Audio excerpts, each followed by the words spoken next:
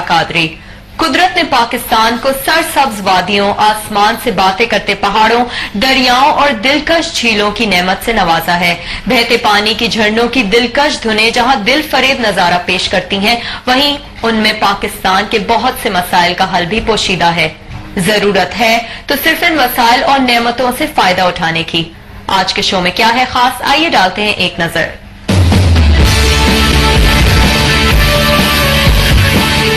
पाकिस्तान इस वक्त तवानाई के शदीद बहरान से दो चार है, लेकिन एक मुहिब्बे वतन पाकिस्तानी ने बर्फ के जरिए बिजली की पैदावार का मुनफरिद तरीका दरियाफ्त कर लिया।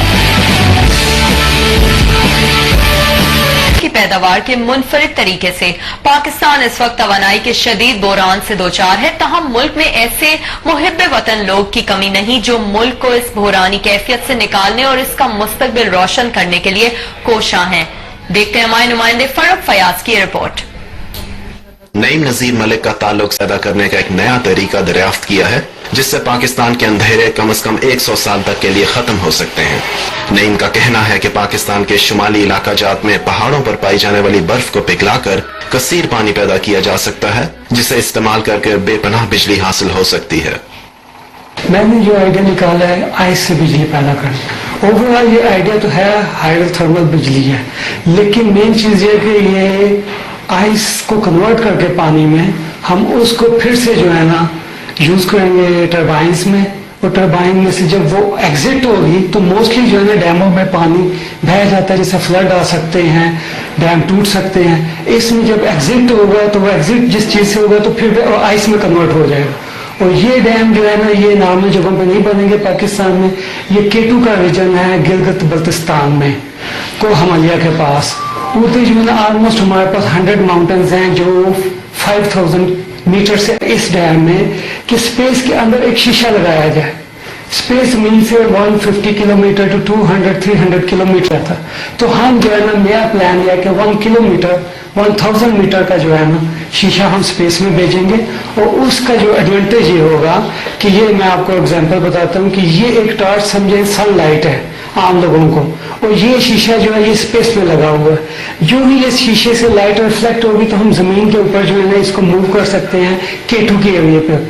अब इसका जो है ना हम 40 सेंटीग्रेड भी कर सकते हैं और 20 सेंटीग्रेड भी कर सकते हैं, क्योंकि ये जमीन से रिमोट कंट्रोल होगा शीशा। और जब इसका यूज नहीं होगा हम इस शीशे को बंद कर देंगे। जो है ना ज्यादा नहीं, $95 बिलियन है। और अगर देखा जाए तो वो $95 बिलियन इंटरनेशनल इन्वेस्टमेंट कॉन्फ्रेंस की जाए अगर इस्लामाबाद में, तो हम रेज कर सकते हैं। हमारे ओवरसीज पाकिस्तानियों के पास अरबों डॉलर्स हैं, तो वो पाकिस्तान में आ सकते हैं, लेकिन उन्हें कोई सूटेबल प्रोजेक्ट तो मिले। नईम की हुकूमत से अपील है कि उनके मंसूबे पर संजीदगी से तवज्जो दे और उनके इस मिशन में उनके साथ ताउन करे। स्पेशल रिक्वेस्ट करना चाहता हूँ गिलगित बल्तिस्तान के चीफ मिनिस्टर साहब से कि ये जो प्रोजेक्ट है आपके सूबे को हांगकांग बनाने जा रहा है, ये दुबई बनने जा रहा है, गिलगित बल्तिस्तान ये स्विट्जरलैंड बन जाएगा। आप पर्सनली इसमें इंटरेस्ट लेके आप इसको जो है इनिशिएट करें।